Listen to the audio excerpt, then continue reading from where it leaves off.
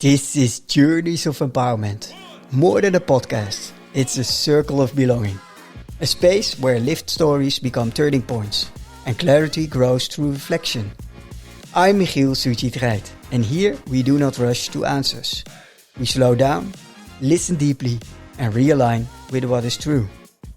Before we begin, I want to welcome our brand new sponsor and partner, Reinforcer.ai. Your managers give feedback every day. The question is whether that feedback is actually working. You have seen this before. New processes are introduced.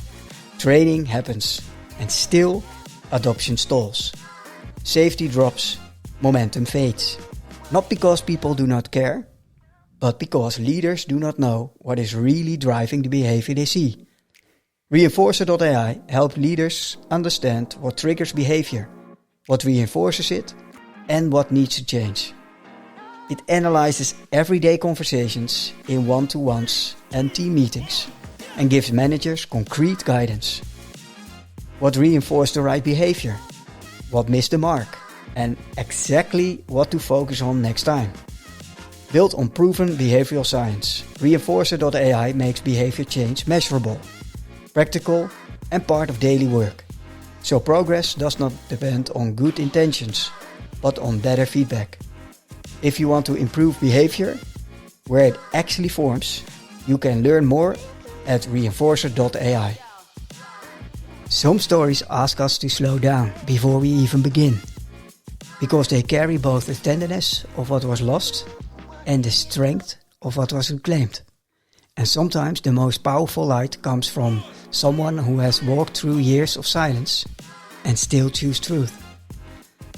In this episode, I sat down with Susan Vrolijk, whose life spans the warmth of Curaçao, the rhythm of island culture, and the weight of childhood marked by trauma she carried alone for many years.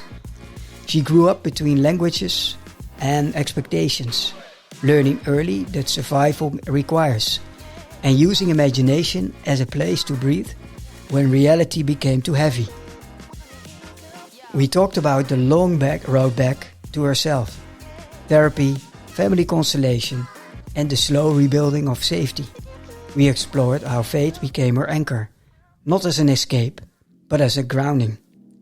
And we spoke about what it means to forgive without erasing the pain, and to see wounds as places for formation rather than lifelong identity. As Susan shared, she is becoming the woman she is designed to be. And the line that stayed with me is a reminder that pain can shape you without owning you. Let's take a breath and begin. Welcome, Susan, to Journeys of Empowerment. Thank you for having me here, Michiel.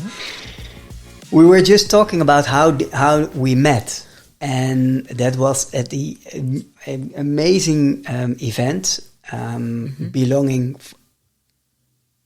by Redesign at Nijrode. And how did you come there? Who invited you? I was invited by Anne Green and specifically by Stefan Garcia. Yes. Who's a lifelong friend now.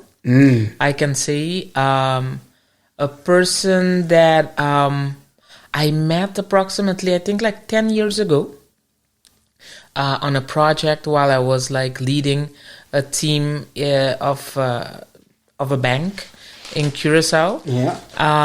I was the marketing lead at that bank, and we hired Stefan to help us with building an intranet site. And that's how I first came in contact with him.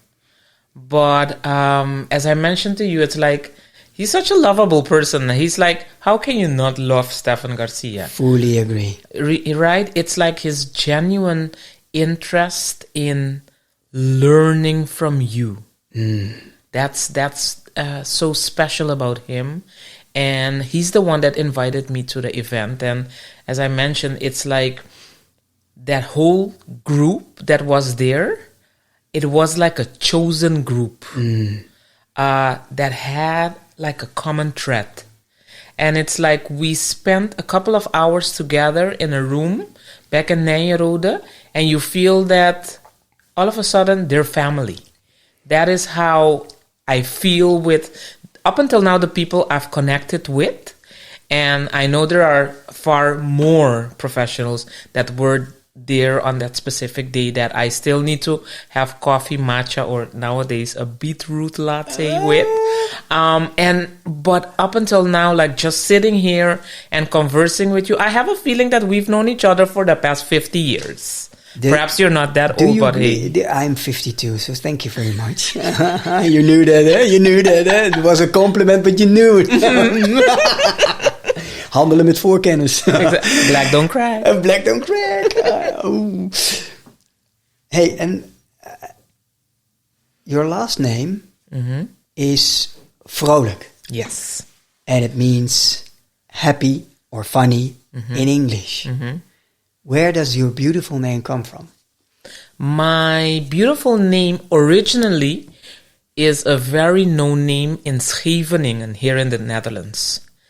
However, my background, my roots, the origin in the Dutch Caribbean of this word, and this family name is rooted in Aruba, because there is where you have, like, let's say, the biggest Vrolijk tribe. So whenever you're like on the islands and people hear your last name, they're like, are you from Aruba? I'm like, no, I'm from Curaçao. However, my parents are both Arubians. So my dad was born and raised in Aruba, so 100% Arubian, Chocolate City, San Nicolas. That's where he's from. And my mom was born in Aruba, but raised in Curaçao. And my parents met in Curaçao because my dad used to work in casino. Yeah. I think he's a blackjack something. I don't understand those terms very well. But I mean, he lived and worked, he worked his whole life in a casino business. And my mom worked her whole life in banking. So from Hollandse Bank Unie, ABN AMRO. And there is where I think like my love for banking also started, because during the summer seasons, as we know here in the Netherlands, like vakantiejobs. Yes. I used to do like my vakantiejobs, in this case, summer work in banking. Ah, okay, interesting. Yeah. Hey, and to be clear, you grew up in Curaçao. So I'm 100% YDK, and the YDK stands for You di Curaçao, a kid of the island. What makes an island an island? What makes living on an island so special? Everyone glows when they are talking about living on an island. What makes an island living so special? I think, honestly said, the freedom to live both in and outside. Honestly said, I think people who have not been raised on an island romanticize it more than we island people. Because, like, for me, again, I live on the island, the most beautiful island in the Caribbean. I have to give that to you. However, as a very young child, I always saw more the limitations of the island than the beauty of the island itself. And I started seeing the beauty of the island like 2 years ago when I started working for the tourism board, where I had to sell the island to European travelers. And there is where like a whole, like, in Aladdin, Jasmine sings like, a whole new world. So a whole new world opened for me. Sorry, can you do that again? What? Singing? Okay, so you're putting me on the spot. So it's like, a whole new world. So that is what opened for me when I started, let's say, selling the island as a tourist destination. Because Curaçao for me is home. So what makes home? It's like family, it's friends. And for me, what makes home is a big, long eating table. Because one of the traditions of my family, which my grandma always made sure that it happened from Monday to Friday, because in the weekends the kitchen was closed, was that we came together for lunch every day. And that unity, and it was not even about the food. Well, my grandma was an awesome cook, don't get me wrong, but it was more about connecting. People, like, we knew what was happening in each other's lives because we shared. We didn't only share what we read in the newspapers or heard on the radio, but we genuinely cared for each other. It was also showed me about servitude. Like on Christmas, for example, we used to go to Mass, and my grandma always stayed home to finish, let's say, the Christmas lunch. Because even at Christmas, we had lunch. We're not a family that had like Christmas dinners. No, for us, it was lunch. And traditionally, every year, we drank Mateus Rosé. It's like the only time in the year that we had alcohol in the house. But, you know, it's like, for me, that's an island. And it's also not having to wear a jacket, like the freedom of not having to wear a jacket and being able to go to the beaches. And yeah, it's like your skin breathes. And that's what, for me, the island represents. Colorful people, multicultural. Like, for us, it's so common to live in a society where, like, more than 30 nationalities live on a small rock in the Caribbean. And it's being empathic. It's being able to understand each other and where we come from. But it's also, I think, the richness that we speak minimal of 4 languages. Wow. And being able to, like, switch from language so easily that we don't even know which language we're talking at the moment. And which languages are the 4? The 2 official ones are Papiamento and Dutch. Yes. Because we're part of the Dutch kingdom. Yeah. And then it's also English and Spanish. And I got 2 years of French in school, so I know basic French. And if you speak Brazilian Portuguese with us, because of Papiamento, we can understand it as well. So Papiamento is a great gateway because it helps us to understand so many other languages. Perhaps I cannot speak it back, but if you start speaking to me in Portuguese, I can reply back in English for sure. Let's go a little bit through also upbringing, growing up there, and heading towards how was childhood? How was growing up on an island?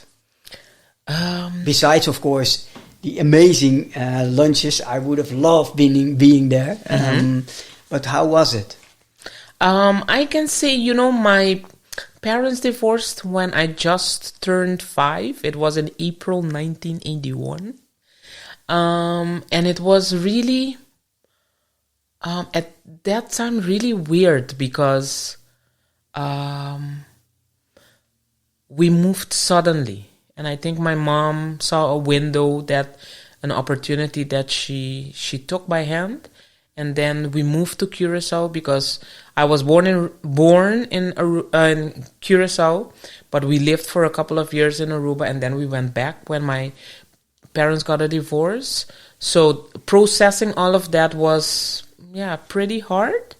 I went to a very cool primary school, Dr. Albert Schweitzer school, which was a predominantly, let's say, white or Dutch school. So at a very young age, I was already exposed to all the cultures. And I can say, like, I had a great childhood with, as they say here in Dutch, met een rauw randje. Because as part of my upbringing, I also experienced incest, like sexual abuse. So I was, like, pretty grown up from a very early age. That made me very independent and also made me as well, I didn't want to be a burden for my mom. So I always made sure that, you know, I did well in school, great, let's say, after school activities as well. Yes. I was pretty creative, so my school had something that we could like participate in a poem contest. Unfortunately, I never made it to the big theater, but I always got a good grade, so that's why I think that is also where my passion for public speaking comes from. And I remember my mom had a very good friend who used to work at the radio, so whenever we had a chance to go into the studios of Radio Hoyer, that was like amazing, because I think radio is so much more magical than television, because you still have to use your imagination in order to follow the story that the disc jockey or let's say the journalist is sharing. Yeah, it's because like reading a book, but then you're listening to the book and then you see it in front of you happening, right? Exactly. And due to my sexual abuse background, I developed a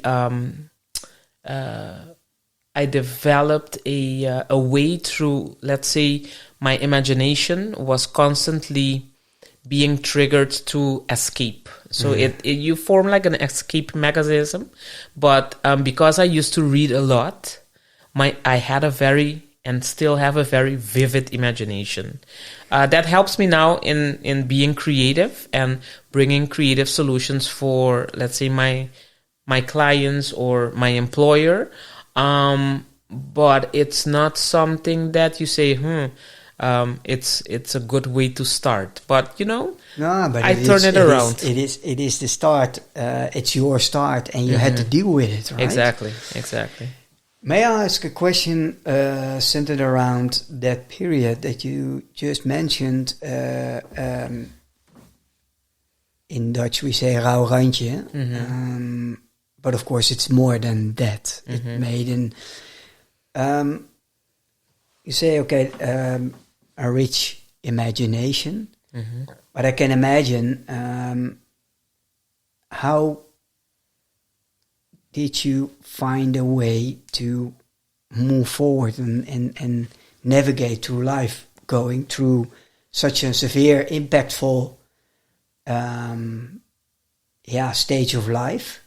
What helped you? I think, first of all, books.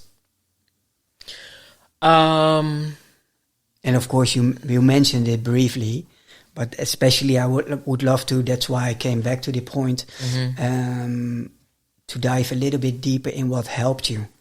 And I'm trained in.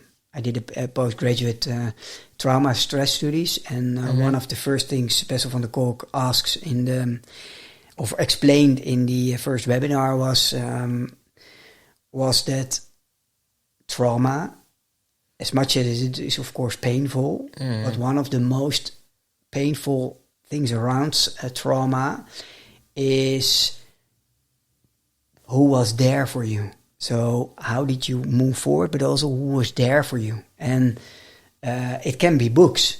Books also, it doesn't necessarily have to be a person, right? So for you, it'd be books. I say reading because through reading, I think when I grew up, we had like 2 magazines, Tina and Yes. Yes. Yeah. And like just... Yes, with a... Exactly, with an exclamation point. That one. And it was like through reading that I was brought and got the awareness that, hey, what was going on was not good. I wasn't right either. Exactly. And therefore, wow, this is a very deep question.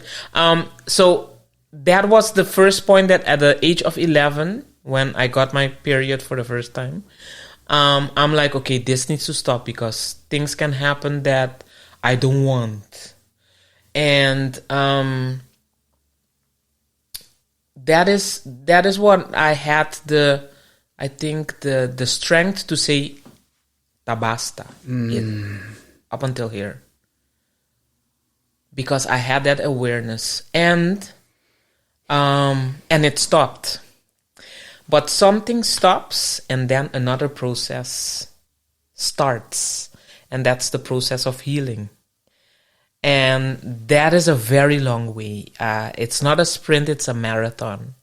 And there were two key persons that were there for me. One of them was my primary school teacher, Juffrouw Lucille. Nowadays, she's Hoelen. She was like my school mom. Mm-hmm. She was like this trendy teacher, but she was very loving and caring. And she was my teacher for 3 years. And I think this is something that she doesn't even know that I'm sharing right now. But she played a pivotal role in those 3 years for me. And of course, my grandma. So yeah. Those two ladies were there for me. Yes. And at such a young age, once it stopped, the experience, I made sure I put it in a closet and I hid it for 7 years. And the only reason that I learned at the age of 17, 18 that what happened to me was not good is because I had to do a presentation at school. And I don't know how, seriously, I went to the kinderbescherming and I learned about incest. And it looked at that moment like a very interesting topic for me to speak about at school. And I did the presentation twice. So the first time I got like a 9 out of 10 for the presentation. And the second time around, I'm like, well, I got a good mark last year. I'm going to use the same presentation the year after. But it's in the second time that I did the presentation, I realized that I was telling my testimony and I was not aware of it. And then is when I'm like, wow, I'm at this age and I was afraid to share this with my mom. Wow. So I told one of my best friends back then, and she started crying. Mm. But I think my heart was so hardened that I'm like, why is she crying? This just happened. But it was not just happened. No, of course not. And there is where my process started, my healing process started. And just a year after I was like aware of everything that happened, I finished high school and I moved to the Netherlands. So my whole safety net wasn't there anymore.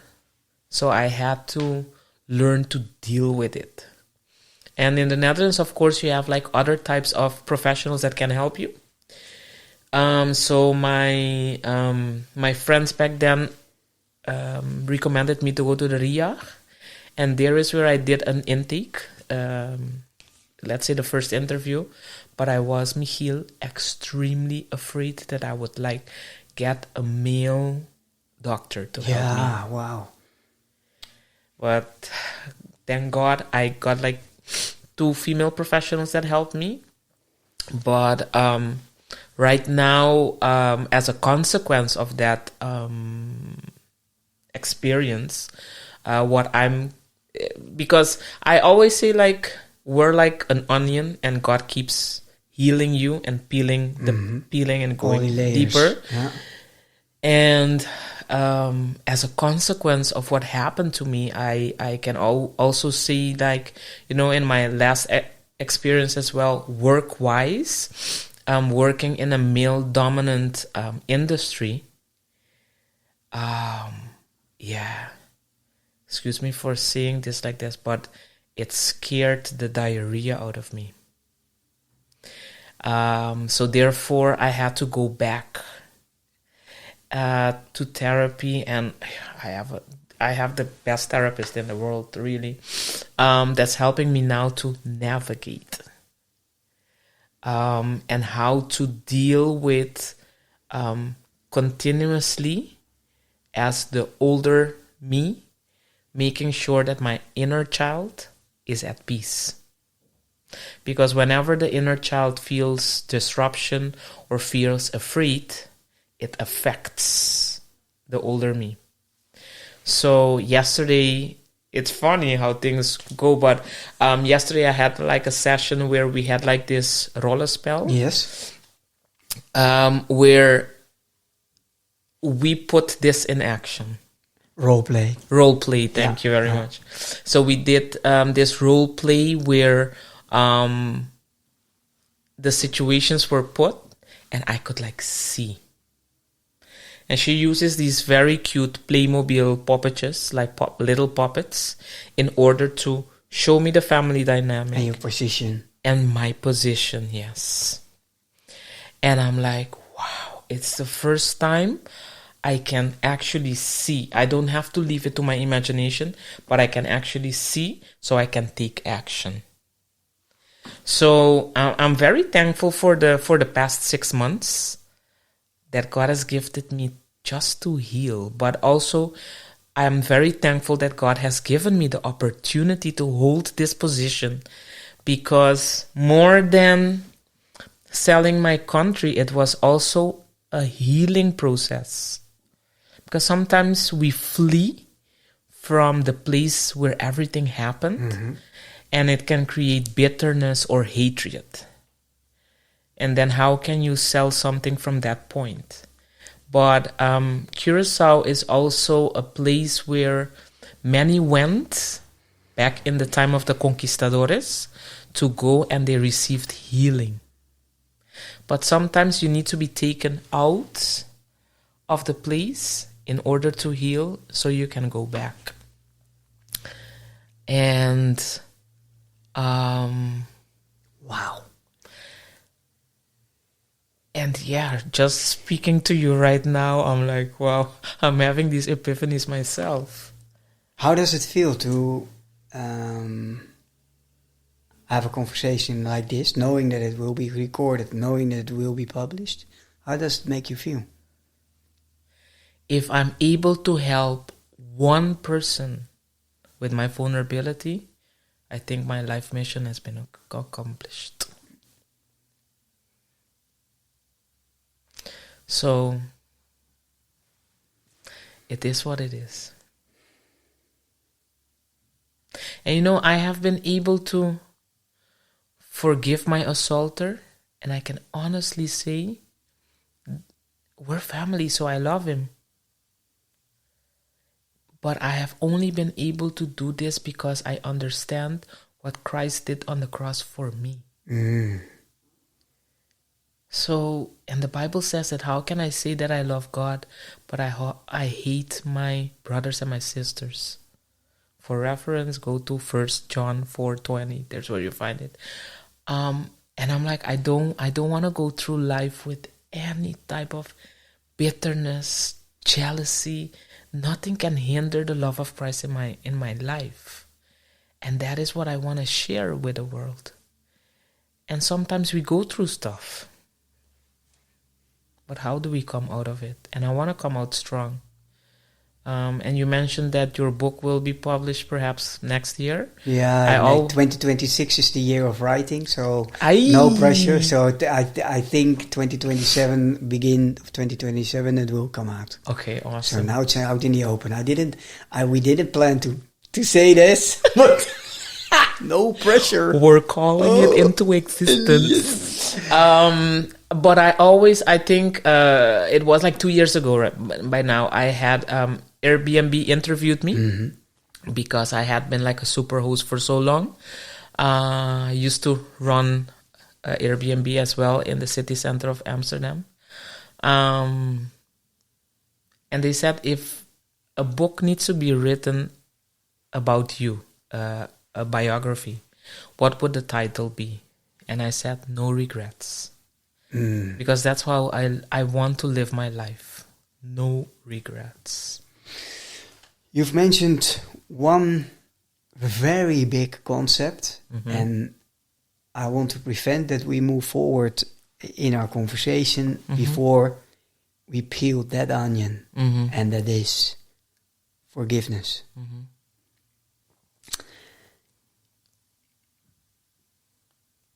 I've read a book, surprisingly, of Desmond Tutu. It's about the forgiving. And it was about Mandela. And it was about 27 years imprisonment. And how are you, it makes me utterly curious, how are you able to forgive so much damaging years of torture? But now over to you. As fast as we can say the word forgiveness, it doesn't work like that in our minds. First, it was suppression, 7 years. 11 to 17, 18 years. In between, or around about 7 years. In a sort of pressing it away, very deep denial, whatever it was. First time presentation, it didn't even became clear. Second time presentation, there it landed. Holy, this is the story about me. What I've been gone through. Then the realization came and you became aware. Consciously. The body was already aware, but consciously.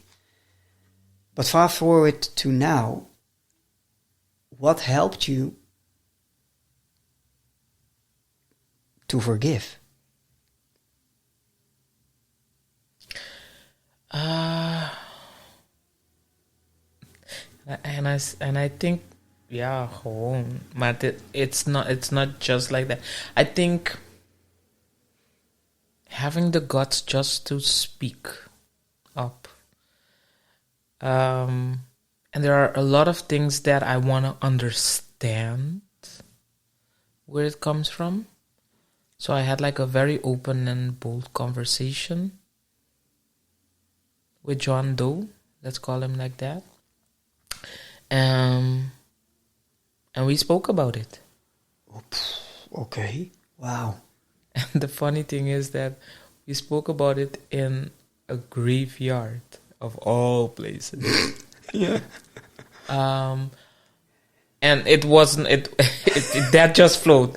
It was not scripted. I didn't think about it, but we went to pay respects.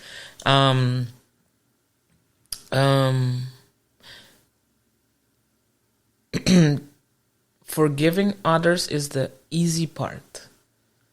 Forgiving yourself is the most difficult one. And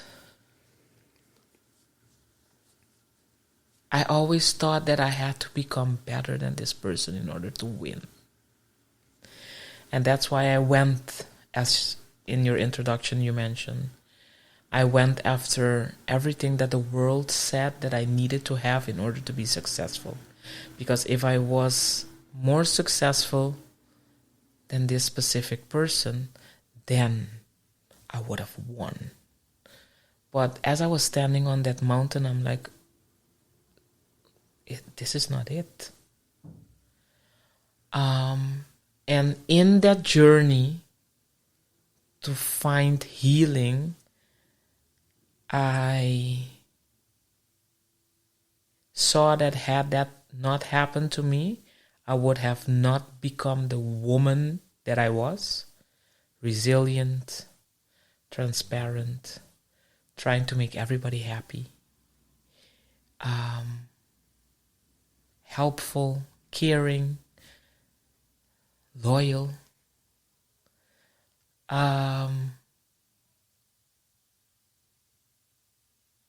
This might sound weird, but I was thankful for that side because it pushed me to be better. But then I went into the phase that I had to forgive myself. And there is where I started. But that process is still going on. What do you have to forgive about yourself?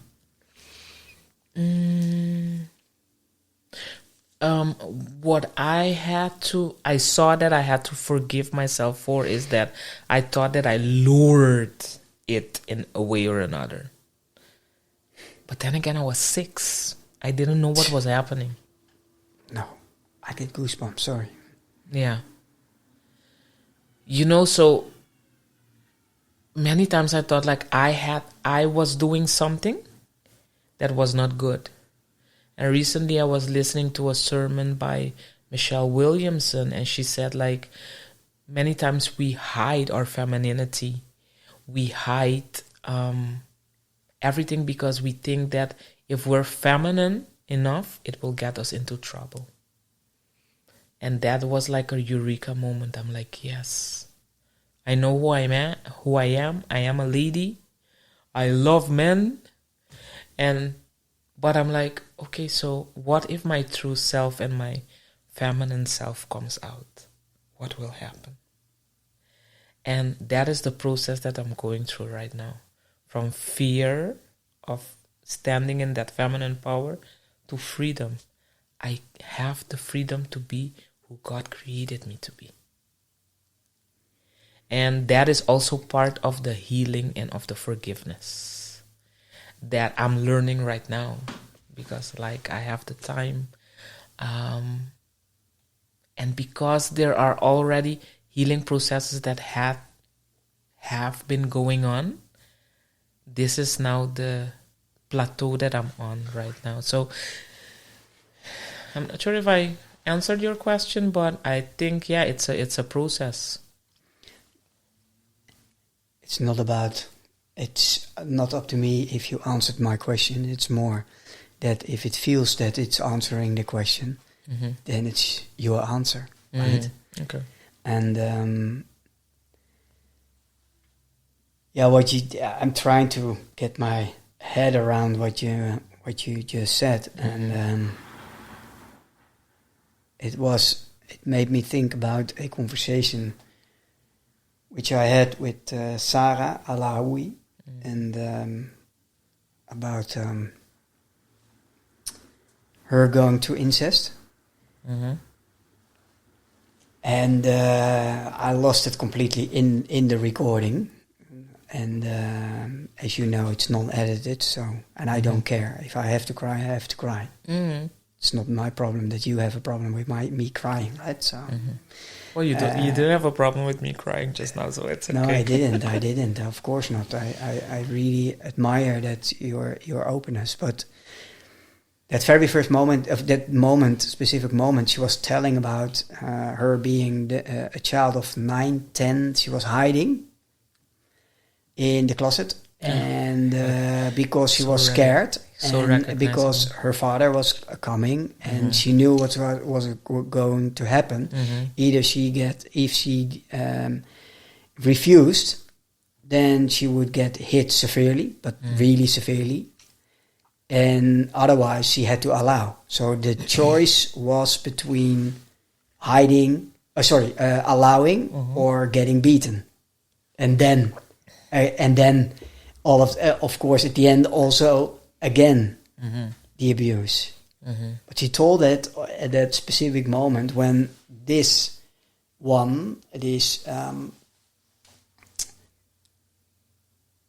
you see, it's getting me emotional.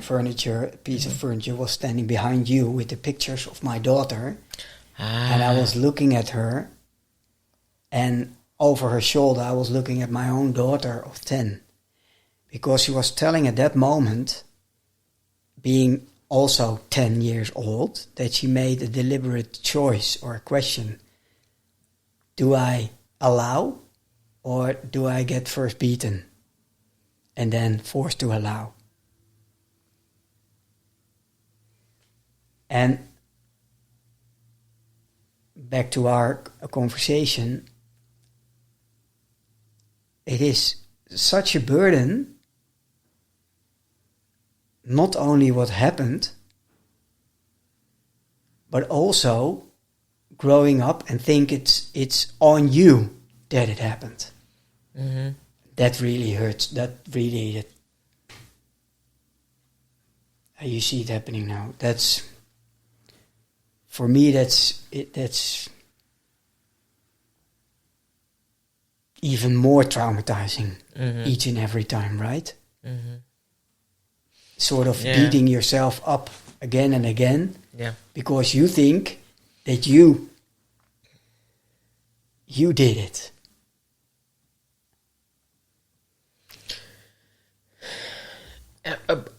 I think that's a common thread with everybody who went through such thing.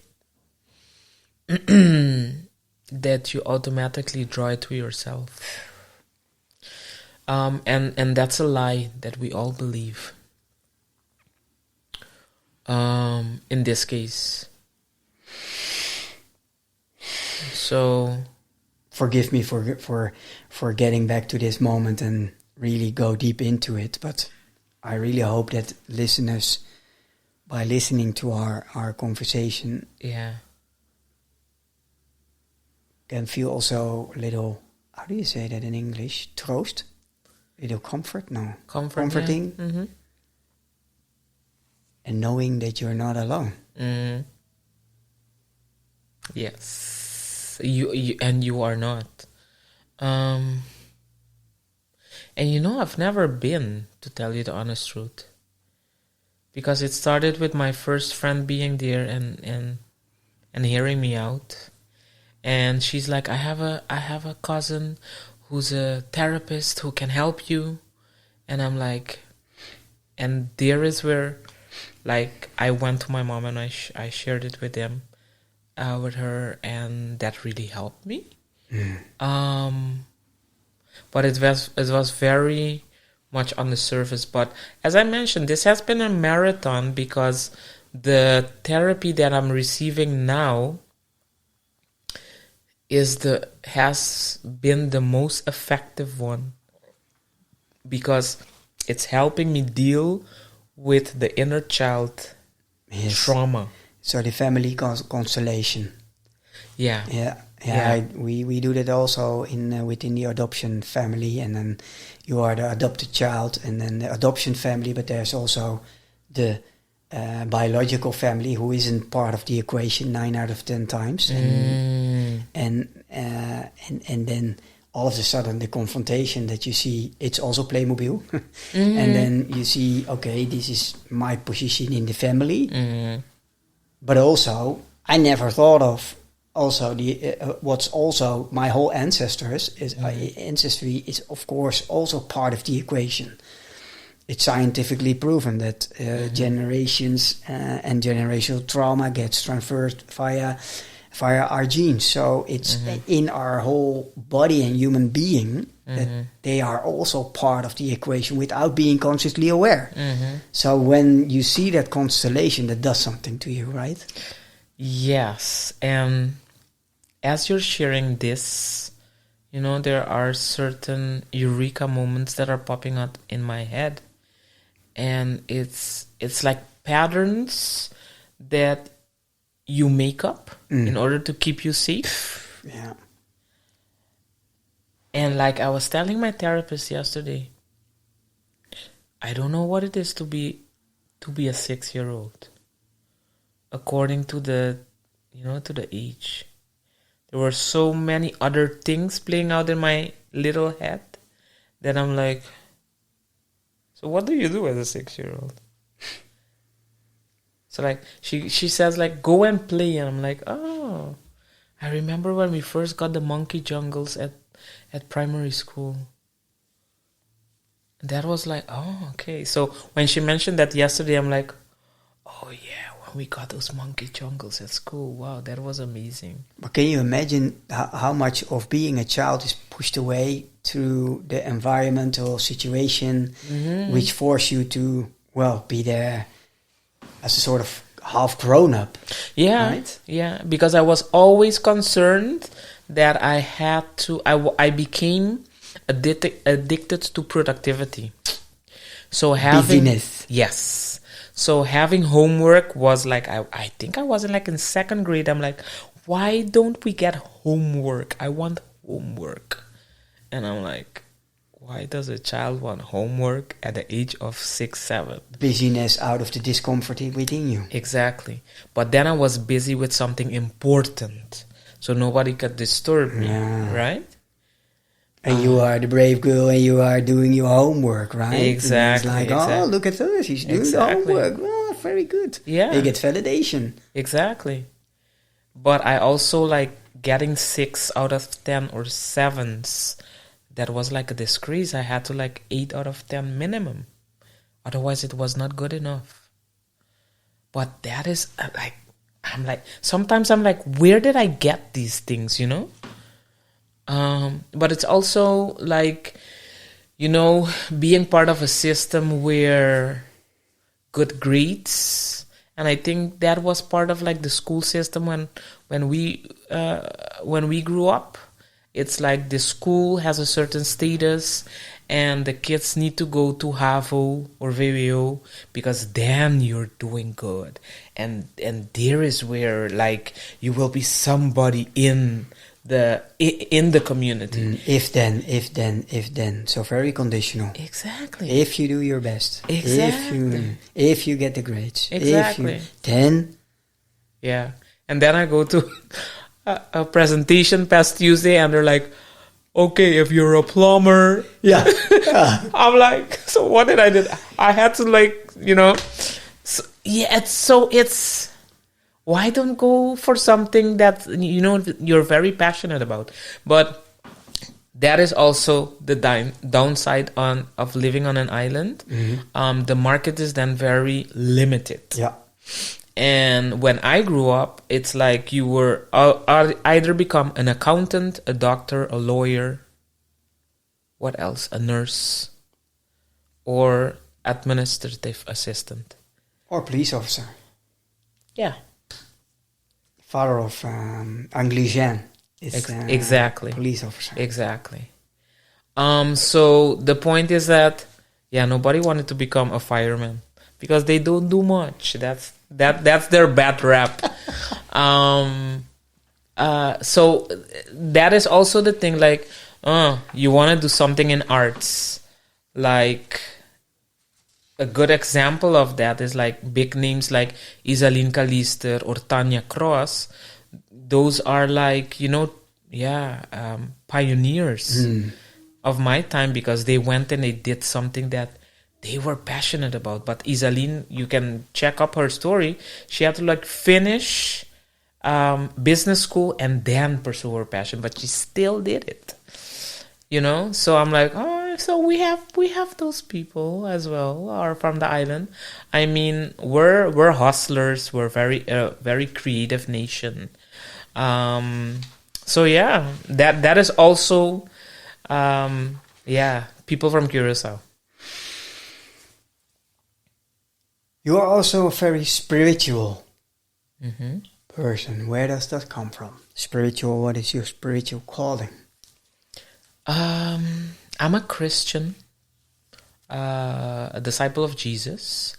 I grew up in a household where going to church was the way we did it. And the older I got, the more I got curious about who God was. So I started seeking God in the ways that I knew by then, that were available. And 7 years ago, no, it's more. It's 9 years ago. I met a friend of mine who asked me, like, do you want to study the Bible to know the God of the Bible? And I'm like, I just finished a 2-year theology course, so I think I know God. But she's like, but has anybody sat with you and had a one-on-one Bible study with you? So you could put the Bible next to your life. And I'm like, no. She's like, what you wanna? I'm like, you know, I have the time right now. So yes, I was curious because I was looking for direction in my life. Who doesn't? Exactly. And in 2018, I was really looking for what my calling is. And in these one-on-one studies that I started, learning to seek the God of the Bible. And God, like, you can find any answer in the Bible. It's like God is after a relationship with us, not after a religion. Jesus died on the cross for a relationship that went bad after all the sin in the world. And he didn't die on the cross for the religion, but for the relationship. So in this, God expects us to seek him with all of our heart, but he seeks us as well. And if I go back to my life, I can see that God was very prominent there, because things could have gone really bad. I mean, really bad. From me going on a vacation to Algeria, meeting a guy on the beach and just go and having a drink with that guy. I mean, I could have been like... Could have easily gone, Gone to the Sahara. Yeah. Never to be found again. Gracias. Gracias. But, and there is where I'm like, okay, so yeah, I want to know the God of the Bible. And there is where my journey started 7 years ago, when I decided to get baptized according to biblical principles, not based on my feelings. I'm a woman. We have a lot of hormones. You know how that goes, like dee, dee, dee, dee, dee, dee. But, is that so? Oh yeah. That's another podcast. But in there, finding my base, finding my anchor in God's word, and seeing how he's not limiting me, but as my heavenly Father, let's call them requirements, all the laws are there to protect us, because he cares so much for us that he let all of this knowledge in the Bible in order for us to live more freely. Wow.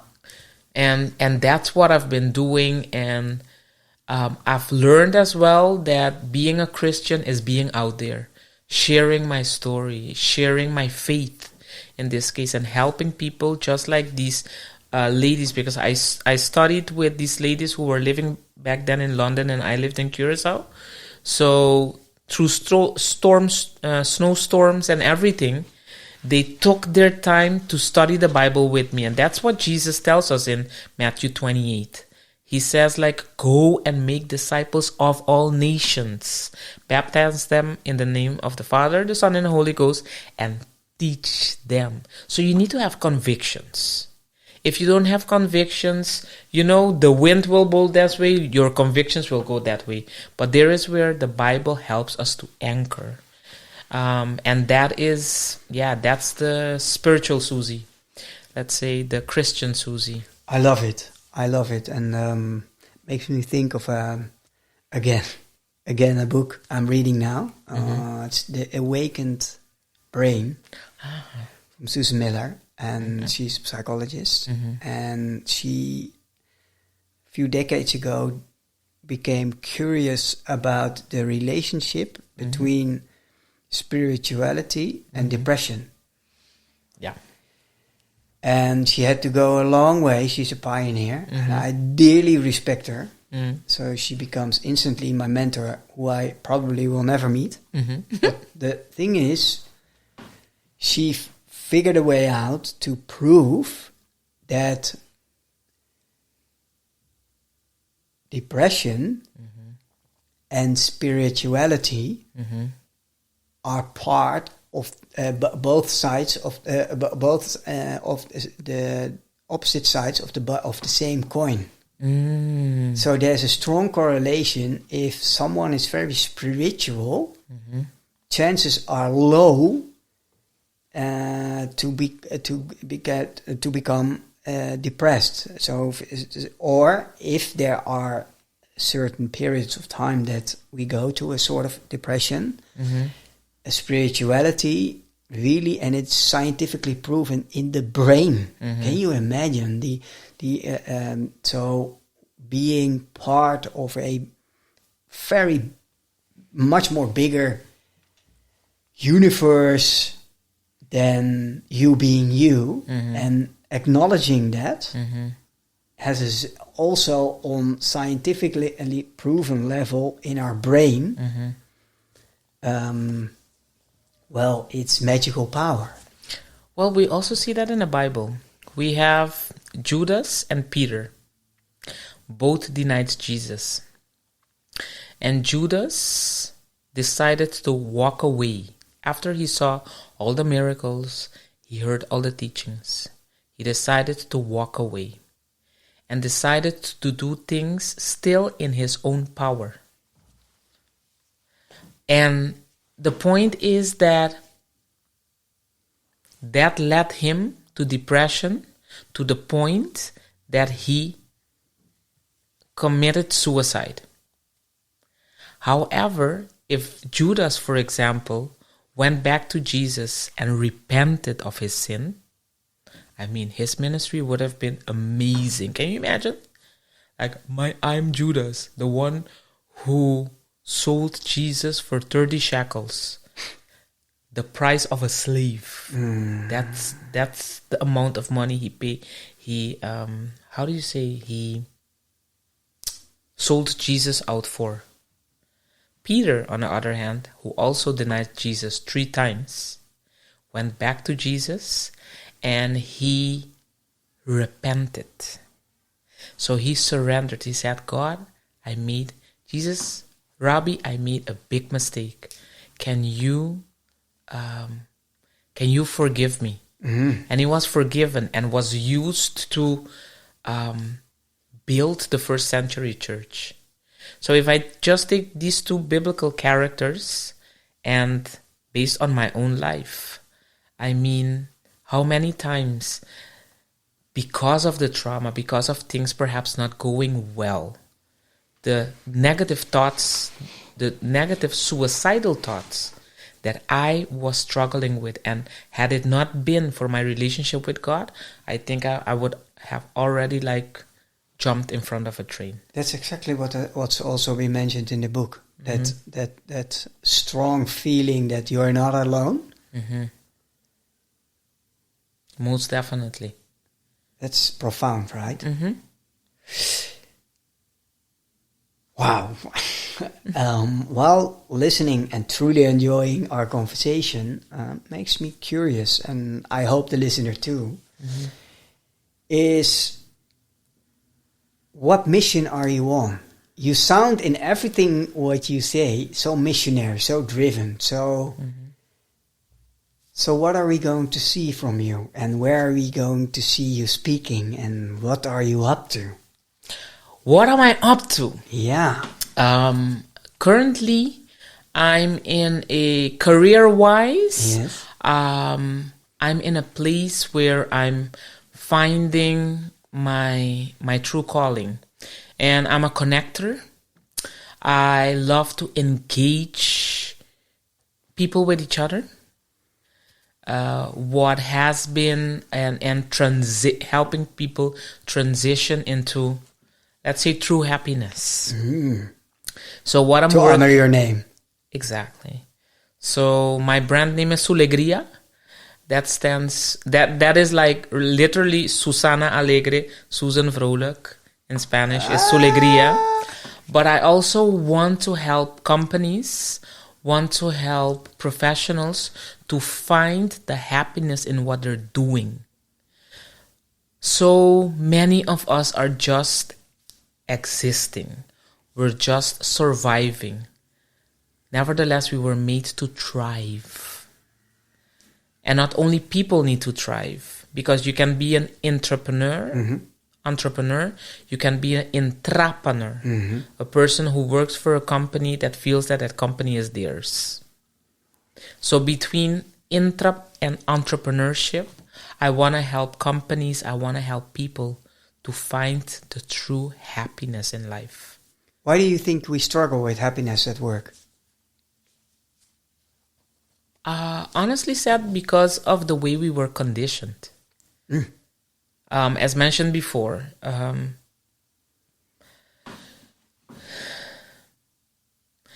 it's like there were 10 boxes and you need to be willing to fit yourself in one of those boxes. And you and I both experience whenever you're doing something for a financial satisfaction, it's a temporary high. Yeah. That's why you need to be on whatever substance. It can be drugs, but it also can be alcohol. It can be food.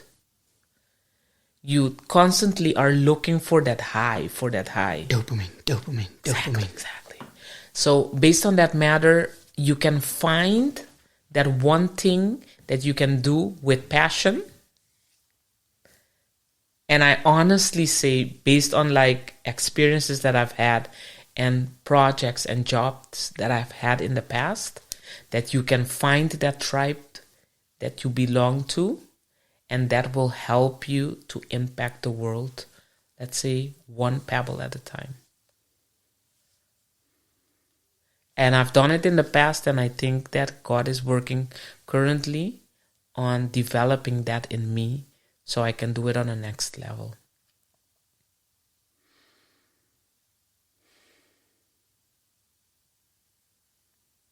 Imagine yourself going on stage in a TED Talk. What would your TED talk be about? Living a life without regrets. Ooh. What do you mean? Living out your true purpose. Finding happiness in everything that you do. Even when things are not going well. Because it's in the valley that your character is being formed. But being thankful for pain. So being thankful, being in the valley. And being thankful, climbing the mountain and going on the top. And seeing that life, it's about ups and downs. Constant. Whenever something is like too linear, that means that it's dead. So we need these ups and downs. When did you say that your TED Talk will be? No pressure. Stay tuned. Stay tuned. I love to support you in that. When we did our research, and I did my research, but also when we had our pre-conversation, and I would love to share also some books which are important for you. You've mentioned the book, The Tale of the Three Kings. What about that book? The great thing, it's a book based on the relationship of King Saul and David before he became a king.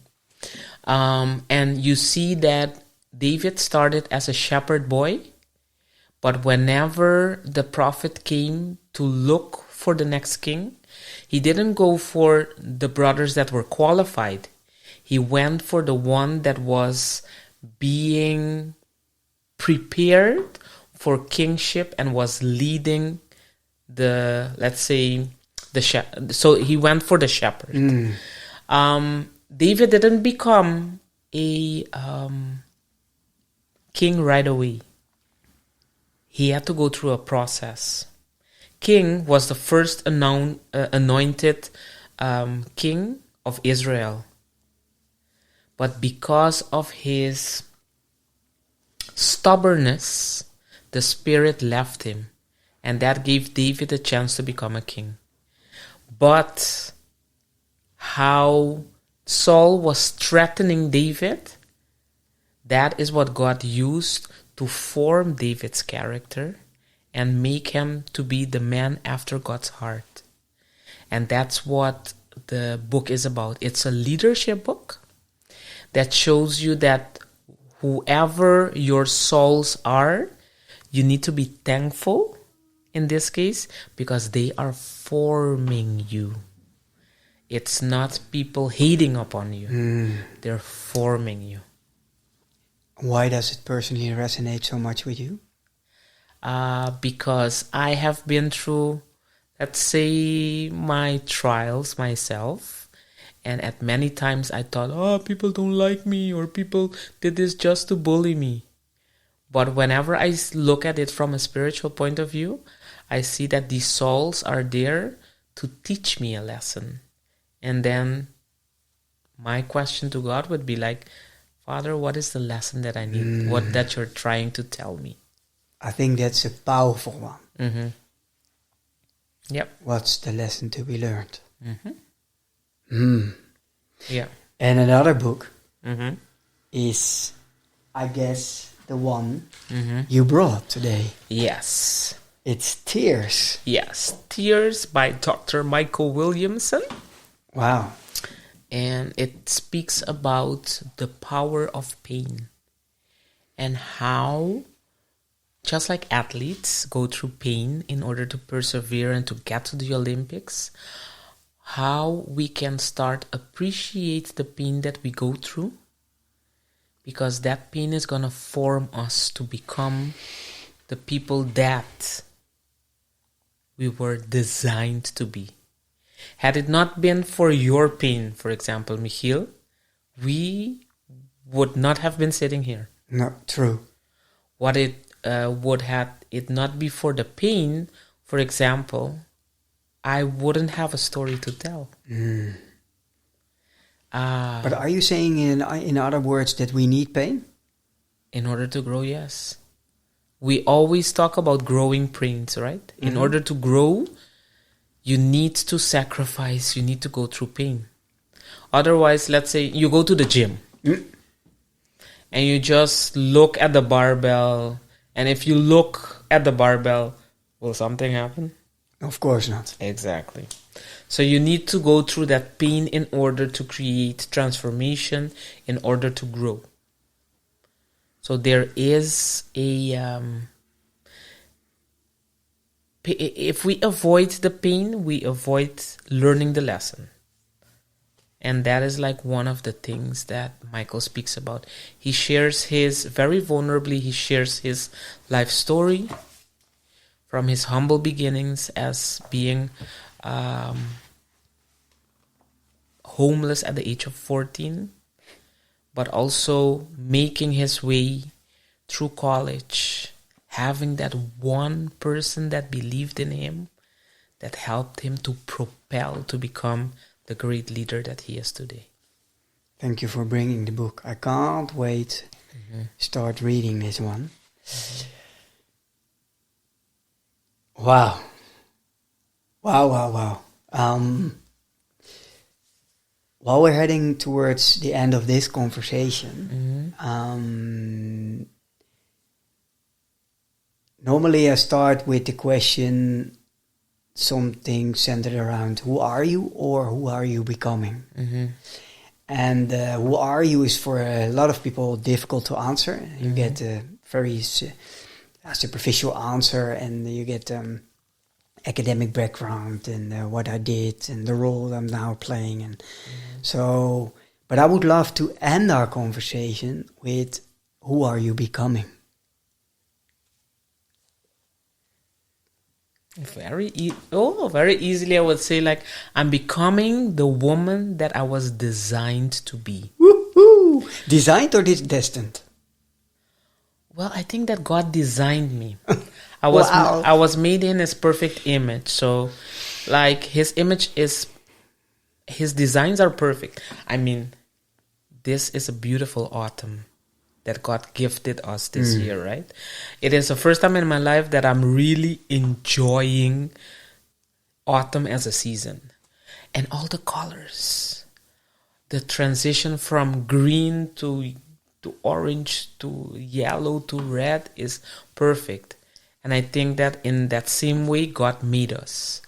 And for the longest time, I have been driven by fear, and even being afraid of standing strong in my strength, dimming my light in order to accommodate others. And I'm becoming a person that is standing strong in my light. Amen. And I want to be, I was made to be the light of this world. I was made to be the salt of this world. And what is salt without its taste? So, this is who I am, and this is what you get. And it's okay if you don't like it, because I'm here to impact the ones that God assigned me to impact. So that's who I'm becoming. Wow.